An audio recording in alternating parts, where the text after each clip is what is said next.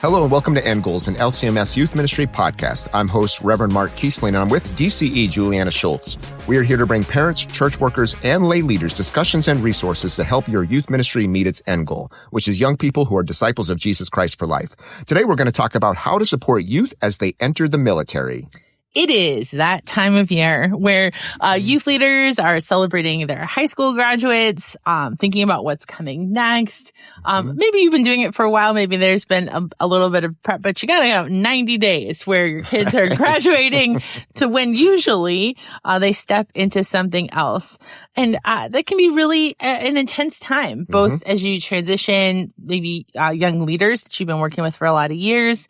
Youth leaders often love the young people that they pour into over the years, and that can be emotional to see them move into that adult ministry and into what's next. So over the next couple of episodes, we're going to talk about some of the different paths young people might take and how we continue to love and support them, particularly support their faith life as they do that. So what we're going to start with today is that potential path for graduates that are going into military service. And for youth leaders who haven't served in the armed forces, supporting youth going into the military might require learning new vocabulary, understanding new systems and schedules, finding ways to care and celebrate from afar. And we are so grateful for young people who are using their gifts and skills to serve others in this way. And we want to be sure that home congregations know how to walk alongside youth pursuing this vocation. So joining us to talk about this today is Reverend Craig Muehler. Chaplain Muehler is a retired U.S. Navy captain, serves as the director of LCMS Ministry to the Armed Forces after retiring as Deputy Chaplain of the U.S. Marine Corps, where he served from 2011 to 2014. Reverend Muehler stepped into his position here in the International Center with us. He received his bachelor's degree from Concordia, Chicago, his Master's of Divinity from Concordia Seminary in St. Louis, and he also has earned a Master's of Theology in Pastoral Counseling from Trinity International University. He has led sessions at the Gathering, which is fantastic. And he has wife, Kristen, and 4 children, Seth, Jesse, Faith, and Hope. Thanks for joining us. Oh, it's my pleasure to be here. Thanks for having me. So we got to hear a little bit about you in the intro, but maybe tell us more about your vocations, how you might connect to youth and young adult ministry, and other things that bring you joy. Oh, yeah, sure. I'm just a little bit more. I'm a PK, but I like to say TO. Theologian's offspring. Oh, there you go. So it sounds a little more classy than a preacher's kid. But I'm a one of 9, so I have 5 sisters and 3 brothers. I'm the second oldest. So growing up in a small town parish, obviously we were very active in all the youth work that my dad was doing. We did lots of things, from every age you can think of. And also one of the big things that he got involved in when I was younger was ongoing ambassadors for Christ. Yeah. Oh, cool. Yeah. So that was probably one of the most experiences that I had that really brought me close to the scripture and to actually learn how to share that. Being an introvert by nature, it took a lot. And just the excitement of that little program was really just awesome. So I think that had a big impact on me, growing up. And I always wanted to be a pastor, and that kind of just fueled that. So as I grew up, I kind of had that vision of being a pastor all the way from there. And then I went to St. Paul's Lutheran High School in Concordia, Missouri, a boarding high school, because there were no Lutheran high schools in South Dakota. Okay. I'm not sure there are any now, but anyway, there was for high school. So that's the closest thing. And it was a great opportunity for me. And then from there, I just did the old synodical path from there to Chicago and then the seminary. Nice. Awesome. Well, we love to hear those stories from leaders and those things that impact them in their junior high and senior high years along the way. So I'd love to hear that, and again, how God worked through those opportunities. And one of the things that was kind of interesting is we talked about like the young adult ministry and youth component of military service, is that just looking at some numbers that we have about 50.3 of active duty enlisted personnel in the U.S. military are 25 years of age or younger. So what do you love personally about, or maybe as you help chaplains do this too, help to support these young people in the military? What do you love about that? Well, I call it the eternal young adults group. It is. I don't think people think about it that way. Yeah, it's always 18 to 25-year-olds. I mean, because a lot of them will serve, branches are different. Like the Marine Corps, I think, has the highest turnover, almost 75% every 2 or 3 years, because they just want to be a Marine. So they join, get their Eagle, Globe, and Anchor, and go on to a different vocation. So I think it's really true. It really is. If you don't like young adult ministry, chaplaincy is not for you because that is basically where you're at with them. And that's what's such a joy. I get older and they seem to always stay younger, but it's just, nothing's happening in an 18, 25-year-old's life, right? No emotionals, right. no hormones, nothing going on. And so to be a chaplain in that environment is just awesome because that's one of the only places in the military. We could talk about that more later, but, everything is so regimented and everything you do is under a microscope. But when you go see your chaplain, that's the actual privileged communication, safe space you can go and talk about anything in your life. So whether they're Christian or non-Christian, a God, no God, doesn't matter. They know if they go to the chaplain, they can talk in confidence and freedom. And so that's where that young adult stuff, and you just it was kind of an eye-opener coming out of South Dakota. My first parish was in North Dakota, and I did a lot of stuff with young adults there and youth. But to see, wow, I couldn't even make this up if I wanted to. They really got into some difficult situations or the places they came from or where they were raised. So it's just a great opportunity that they could tell that you're congruent. They know that you love them and that you're there to help them through whatever the situation is. So yeah, it's definitely a young adult place. And I think that's kind of why I'm here, because I think, I don't know what the percentage of Missouri Synod folks that join from high school or maybe even after college going as an officer, but there's still a lot of patriots, of people who want to serve the military. So they come into our military to serve. So it's just a great opportunity. But yeah, if you don't like 18 to 25-year-olds, this is not for you. And I don't think necessarily that youth leaders think about the correlation between how much is the same between a youth leader who's working with, teens and young adults and a chaplain who's working in the military. So many of the same overlaps, I'm guessing, in terms of care and listening and supporting and trying to give good biblical guidance and all of those things. Absolutely. Yeah. So we're going to spend some time today talking about how young people maybe enter the military or can be supported in their walk with Jesus by their fellow brothers and sisters in Christ. So let's start with a young person who's maybe just finished high school. It's that time of year when youth ministry is actively working to transition those new graduates. So their first step's probably going to be like a boot camp or a recruit training. What are some specific spiritual conversations that should happen, or specific ways pastors, youth ministry leaders, and congregation can prepare and support that young person who's starting their first part of this career?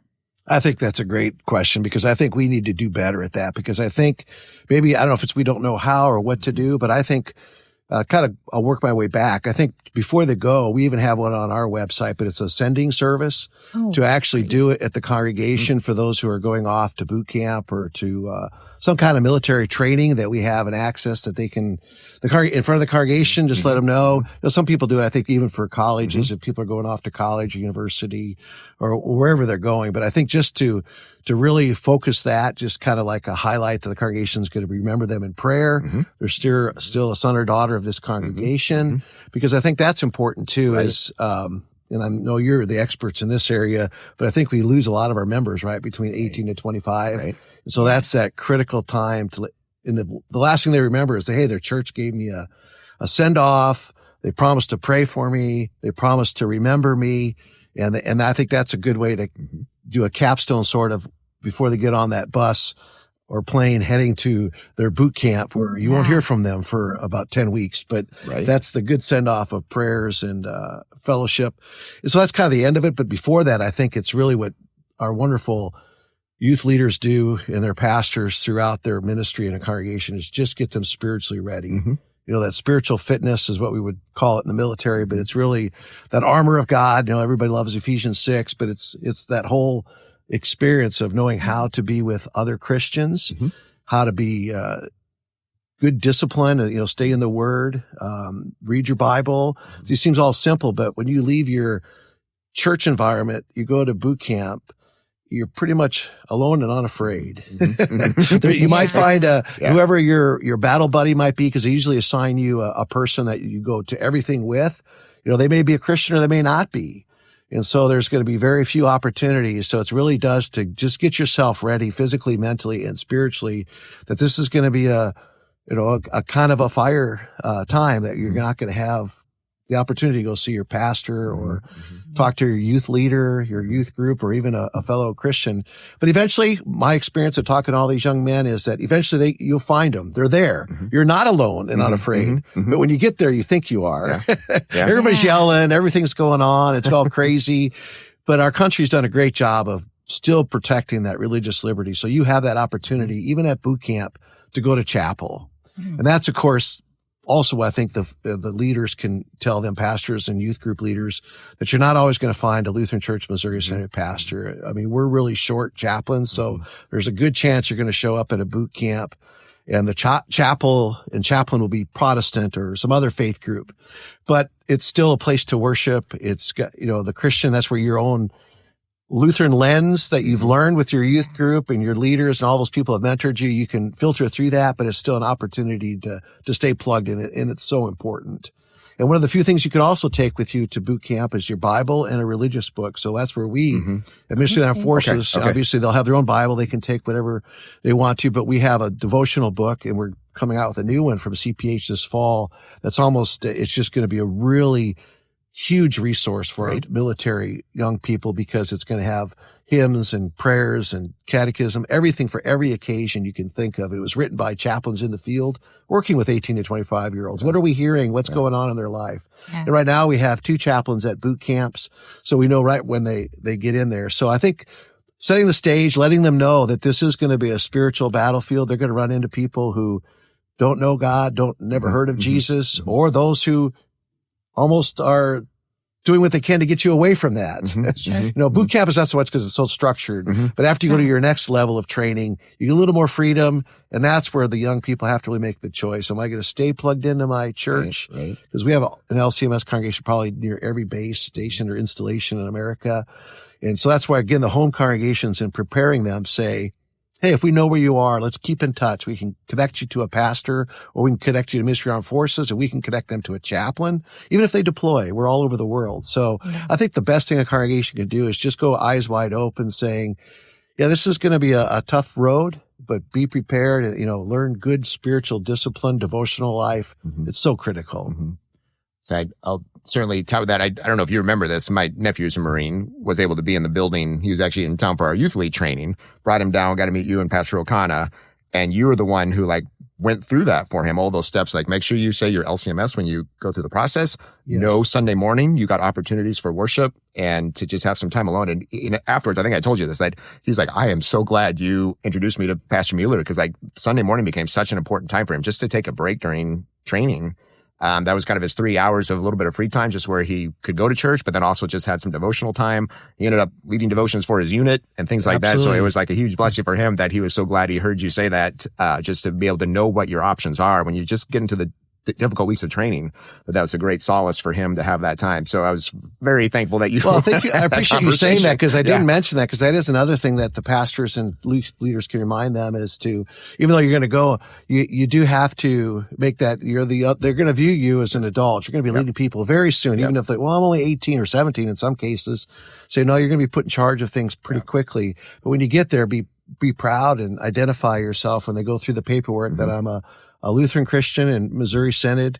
And I want to go to a worship service of my faith. And sometimes they can do it, sometimes they can't. But it's important to just be proud. That's one thing you don't leave on your doorstep when you join the military, and that's your faith and your religious liberty. There are a lot of things you have to give up, but that's not one of them. So it's important. I'm glad to hear your nephew did that. That's awesome. That's huge blessing.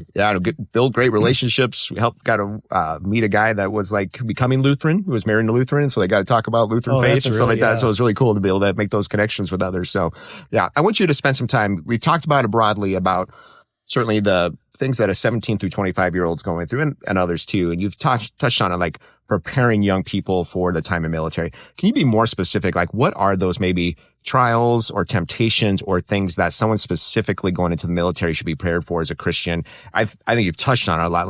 There are going to be kind of these forced relationships in a way, in a good way, and for the military to work well. Maybe that's part of that. How do you navigate those relationships, new relationships.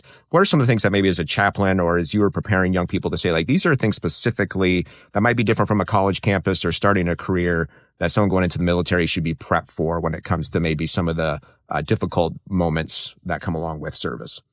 Sure. I think the temptations aren't going to be any different from a young adult, but I think the environment is that versus a college campus, it's probably a little more freedom because, you're just on college, but it's how much you want to do in your dorm or whatever relationship you have. In the military, you have a very structured life, obviously. And so the temptation that these young people will be is when they do get that little bit of freedom, it really is your battle buddy. Who do you pick to go hang out with? And it's like anything else that we've talked to our young adults through Sunday school and, youth groups. That's why we have these, to keep connected to somebody who's a peer support, not who's going to go out and the first thing you do when you get your first liberty is go out to the bar or go out to this place or, some of these other places we know. But I think the temptations are no different from a young adult, I think one of the things we see a lot, and again, I don't know the statistics, but I'm just going to be frank. I think the pornography issue is huge. And sometimes I don't know if it's the isolation, the loneliness and the training environment, if they still have access to that, sort of thing. That's a big challenge, obviously. Again, that's where it comes to self-discipline and surrounding yourself with people who hold you accountable and so forth. But I think it really is, well, as we know, the devil knows our weaknesses, right? And he's going to attack and attack and attack. So when they find out what they can do, then I think a lot of the other issues that they'll have is once they finally get through their training and they get to their first duty station, then, they're really free. They have their duty. But after that, it's just finding yourself, again, finding a church home or not. That's when they have to make that decision. What kind of effort am I going to put into this? Or do I want to, and if you go to any bases now, and I'm sure your listeners and young adults, especially if you're near a base, station or installation, it doesn't take long to find the tattoo parlors, the I don't know what you call them these days, the peep shows, all that stuff. They're really pretty close to a base still, and I know they're all over America, but that seems to still be, or the car place will say, we give best offer to E1 and above, which is everybody. You come in as an E1, but we'll give you the best loan and stuff like that. And it's like 50% interest or something, And so there's just all these temptations of adulting, but it's different because you're going to have a lot more responsibility that if you went to college, depending on what you want to do. But here, you have to be back and you're going to be assigned people you're going to supervise. It won't take you maybe 2 or 3 years and you already have people you're responsible for. And so setting examples of the Christian faith without being too proselytizing. We know we're in a secular world, but at the same time, they can see how you live, by with the decisions you make. So I don't know if that helps with all the temptations. They won't be different, but they'll just come in different forms and with different people, I guess. It changes the timing. Like right now, you might be thinking about really heavily that kid that's going to college and helping connect them to a campus ministry. But coming out of basic, you got to be paying attention to what time are they getting to that first duty station, and helping that, which might be weeks or months down the road, depending on when their training is, right? So it's just different pace than maybe we would normally think about this in this particular time. Sure. For youth leaders. And I think the responsibility really falls on the young adult because sometimes I'll get calls from grandma or mom or dad and say, hey, my son's at Camp Pendleton. I don't think, I think he's not going to church. I don't know if he knows it there. And then we find out that, he knows about it. He's made the decision not to go. Yeah. So we can't tell grandma that, but at the same time to realize that they are really adults now, young adults, but they got to make that connection. So our chaplains, of course, if they're there, obviously do the pastoral call that they can and say, hey, we're here for you if you need us, because in that environment, especially when deployment, whatever comes, I think there's more opportunity. I think as your nephew shared at boot camp, it's like, I think I need this Sunday. Yeah. Right. I think I need to spend time with God. It's like somebody's not yelling at me. That's what I say. You nailed it. Like it was like the few time that I didn't have someone in my ear. It was nice, other than the Word of God, which is great, but not screaming at me. Maybe it was nice. So yes. So I think at the end of the day, it's that connection that you establish early with your young adult groups.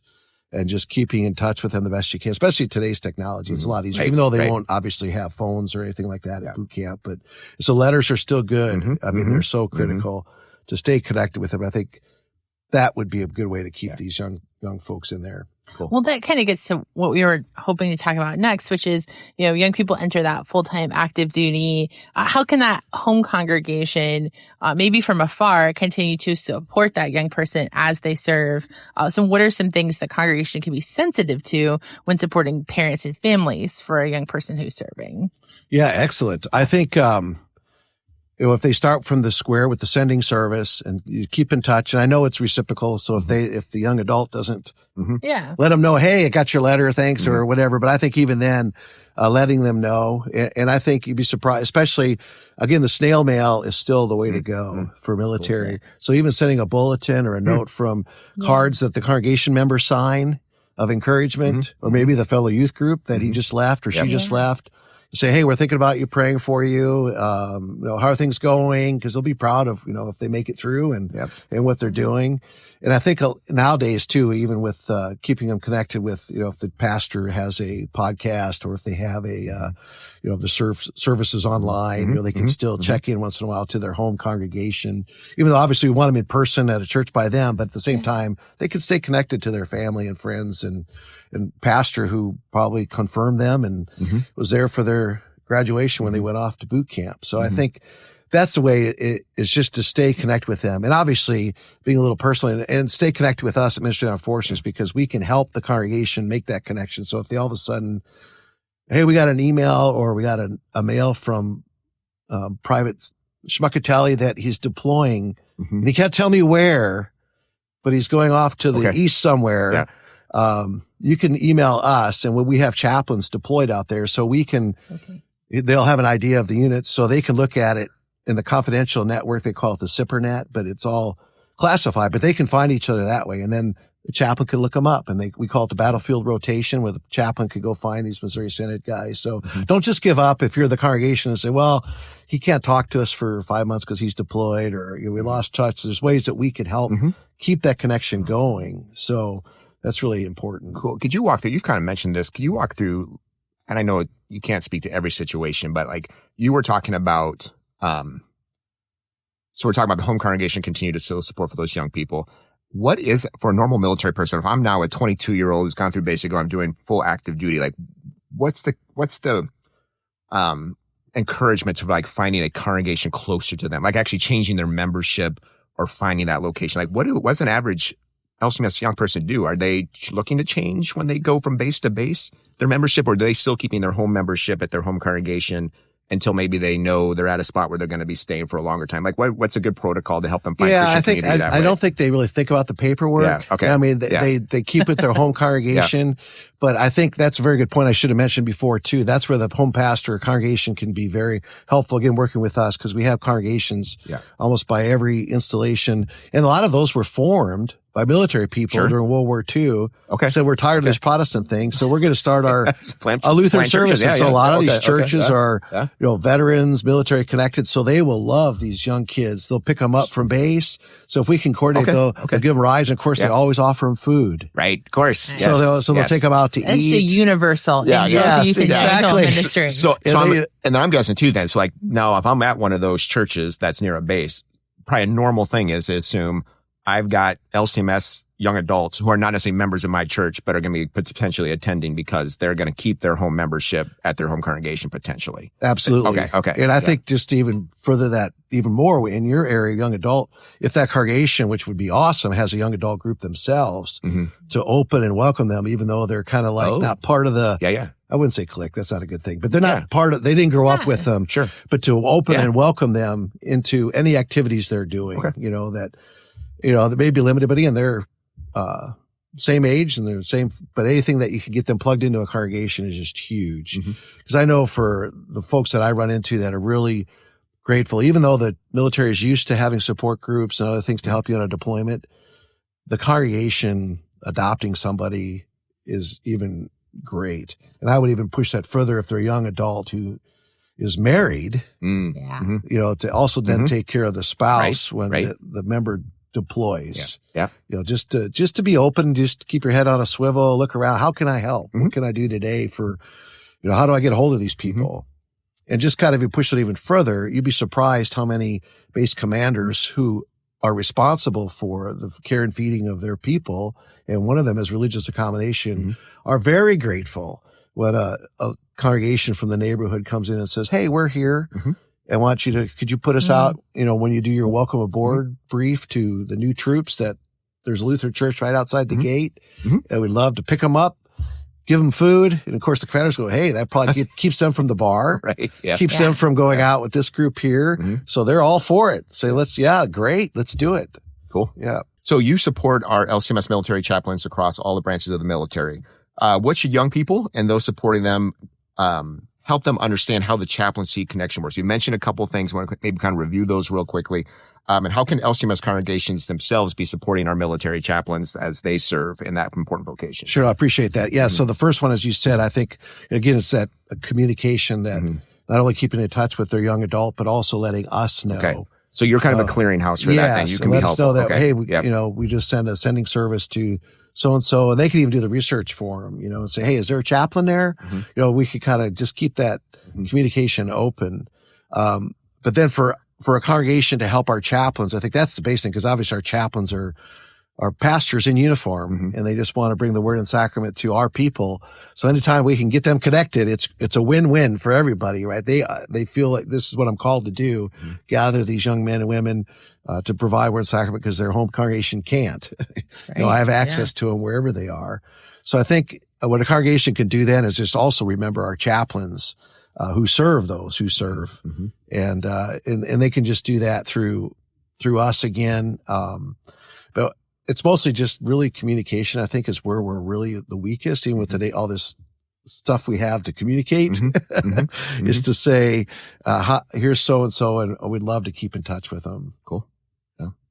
So young adults might serve for, like you said, for a short time in the military. We kind of said this at the outset, some people will jump in at 18 or 22, and then transition back to either civilian life, or maybe they're in a reserve capacity. Are there ways that congregations can uniquely support and welcome young veterans as they transition into kind of what happens after the military? Yeah, very good point. And that's where we fall into our project, Operation Barnabas, that we have under Ministry of the Armed Forces, where it's really an intentional taking care of our veterans, those who are transitioning from military life to civilian life, or those who are already in congregations or having a difficult time. It's a whole area of ministry, but surprisingly, a lot of it is the young adult group. Is what we're finding in communities, the VFW, the American Legion, these young adults aren't joining them. So when they come back, a lot of times that might be where your expertise on the generations of how they do that, but they're not connecting with these Vietnam veterans, who are at the VFW, or now that few of the Iraqi war folks are coming.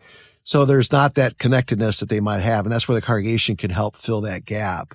Again, just being intentional, welcoming them home, making sure, assign them a battle buddy.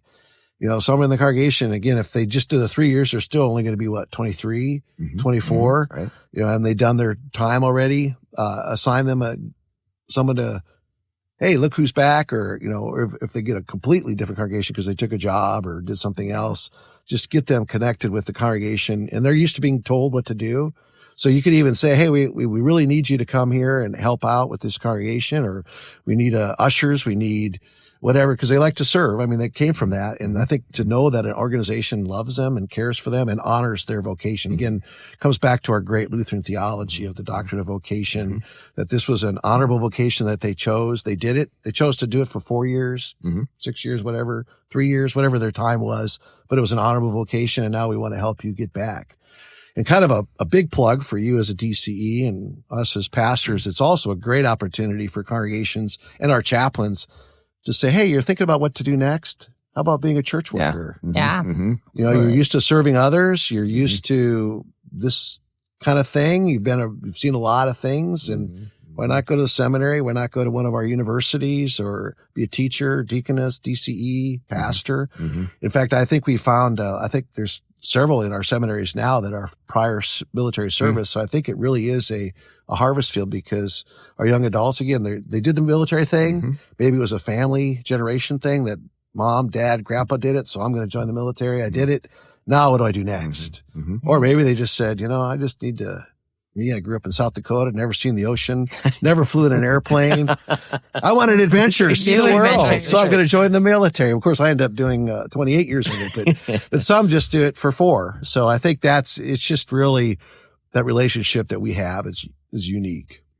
And you have some resources available for people people supporting others who have experienced like PTSD and some other mental health stuff. I know that that's available from you guys. Can you tell us a little bit about that? Sure. Yeah, there's a lot of folks suffering in silence. And it is one of my generals told me, and I we're careful about that. Not all veteran is broken. Right. You know, so the tendency, but there is a lot out there who are doing from whatever they did or saw or some kind of trauma that they've witnessed or experienced.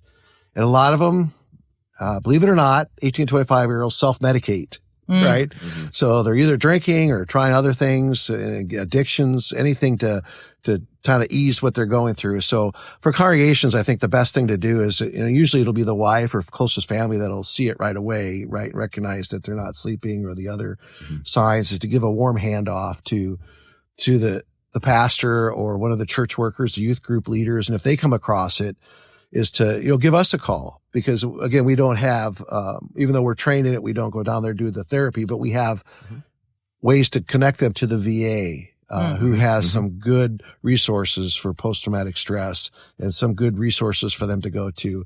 I think because the suicide rate is still, I think it's almost 20 a day for veterans. But what they found out is 70% of those are not connected to the VA. So sometimes the VA gets a bad rap, because some of them are bad, some are good, but usually I find them generally good, is it's that they're not plugged in at all because they see the red tape. So they quickly just say, forget this. And they tried it themselves by drinking or gambling or pornography, whatever they do. It's just a spiral down. And sometimes we get to suicide. So I think the important thing is to just do a warm handoff, let them know that there's help out there. And we can do it. No, we won't just say, hey, here's the card for the VA, 1-800, whatever, but to actually go to your area. So every county, no matter how rural it is, every county seat has they call them a VSO, Veteran Service Organization rep for the VA. They have to have one. So that you can just go to your county courthouse, no matter how big or small, and a congregation can get to know them and say, hey, I've got a young man, can you get him signed up for the VA? Because a lot of these organizations will do it all for you. In fact, I even did it. I saw that red tape when I retired. I said, oh my goodness. And so I actually got the veterans of foreign war, the disabled veterans you can give them a power of attorney and they will do all your paperwork. Wow. So veterans, they know the system. And so it shouldn't be so stressful. So if you have a young man or woman, 25, 26, coming back to your congregation, just saw some stuff or something happened, they don't feel like doing it, to say, well, here, get connected to the VFW or this organization. They'll do all your paperwork for you. So make sure you have all the rights and benefits that you deserve for your serving our nation so they can take care of them. That's great.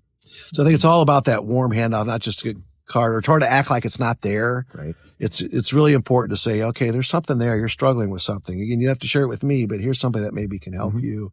Or here's some resources. And with the family too, it's sort of like the alcoholic family. There's also the family that needs some things. So there are, in fact, my partner, Steve O'Connor wrote a book on, that even for the families on PTSD that the Lutheran Hour helped publish. It's a kind of a PDF now. I think it's out of print, but anyway, it's a good resource just to kind of get the family to say, okay, they're not really, this is just stuff, like, a 18-year-old doesn't normally see, right?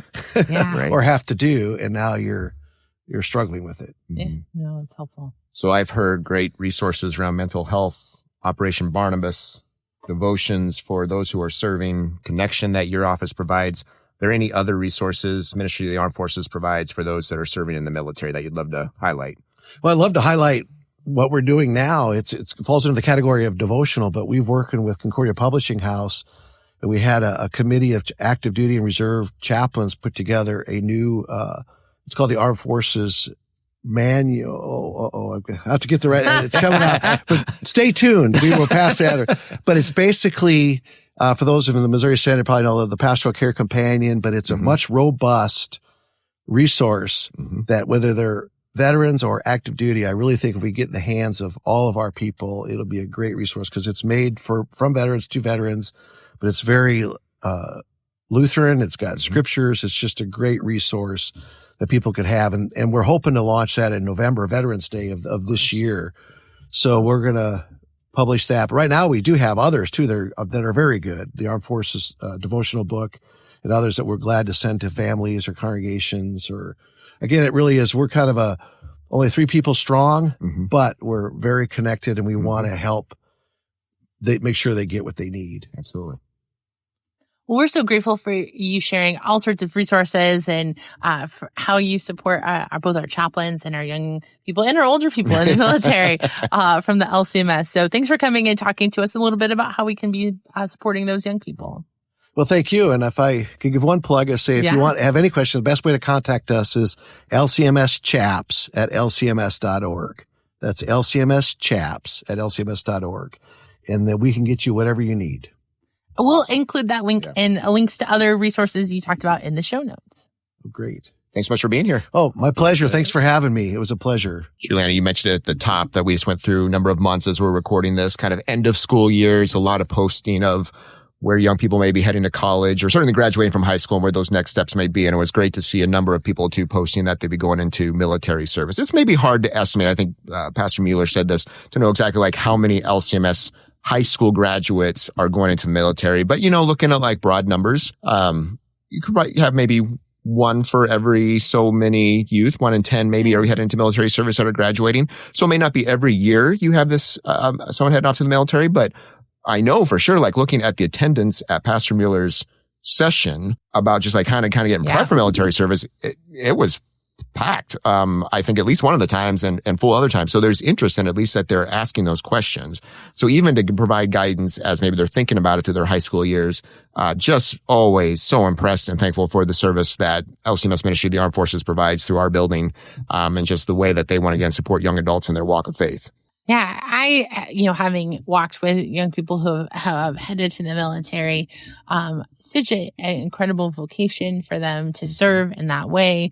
And we want to be supportive of them. We want to encourage them, but often that looks different in different ways. Like as we talked about, all young adults are young adults and some things are just the same. But other things are different. And so thinking through, hey, what is the religious book that they can take with them? What's the Bible they're taking with them? What's the sending service look like? How do we coordinate cards and written material? How do we help them find a church once they've landed in a military base or in an area where they're going to be serving? And how do we continue to track them? All those are questions that are different than a kid who's saying like, well, I'm just going to the University of whatever state in here. So it takes a little bit more time and effort, but I think well worth it to ensure that that young person continues to be connected both to their home congregation and to the religious opportunities that they have through chaplains and other churches. Yeah. And we think of, I think as Pastor Muehler said too, thankful for all our veterans who are listening. Certainly that you're stepping into leadership roles. And so you get to provide such a great example too to young people who might be thinking about military service and just be able to take what you learned in your vocation, serving in the military, to be able to serve well, lead well, and bring that experience into your congregational youth ministry and helping young people too as they walk through those years, starting to learn about vocation and how God's gifted them and wants to use them in his kingdom. So a few questions for you to consider. First, how are you providing faith resources for young people who are entering the military?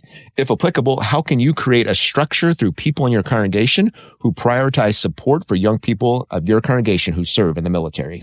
And how can you find ways to communicate that support, whether it's those letters or emails or other ways, and God's love as they transition through military life?